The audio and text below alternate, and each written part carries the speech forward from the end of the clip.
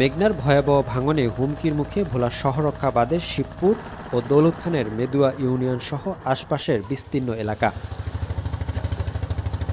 ভাঙনের তীব্রতায় বিলীন হয়েছে শতাধিক পরিবার। ঘরবাড়ি হারিয়ে দিশেহারা দুই ইউনিয়নের লক্ষাধিক মানুষ।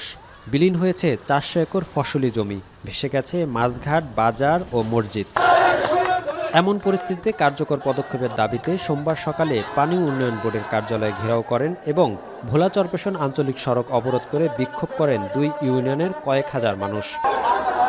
এ সময় তারা অভিযোগ করেন কার্যকর উদ্যোগ নিতে ব্যর্থ হওয়ায় বিপন্ন হয়ে পড়েছে শিবপুর মাছঘাট, ৫টি শিক্ষা প্রতিষ্ঠান, বসতবাড়ি এবং ভোলার শহররক্ষাবাদ। মেঘনার ভাঙনে আমাদের ঘুমনিদ্রা নাই। আমরা কোন সময় বেড়িবাদ ছুটতে যায় আমরা সেই আতঙ্কে আছি। আমাদের কোনো আন্দোলন সংগ্রামে কর্ণপাত করে না। আমাদের বেরির অলরেডি অর্ধেক ছুটে গেছে। প্রশাসনের কাছে দাবি করব, এই প্রশাসন আমাদেরকে বাদ নিশ্চিত করলে আমরা সামনের দিকে আমাদের কোনো কর্মসূচি থাকবে না। পানি উন্নয়ন বোর্ডের নির্বাহী প্রকৌশলী বলছে, শিবপুর সহ ভাঙন কবলিত এলাকায় জিও ব্যাগ ফেলার কাজ চলছে। পাশাপাশি ভাঙন রোধে ভোলা সদরের ধনিয়া, কাচিয়া ও শিবপুর ইউনিয়নে ৭৩০ কোটি টাকার একটি প্রকল্প প্রণয়ন করা হয়েছে।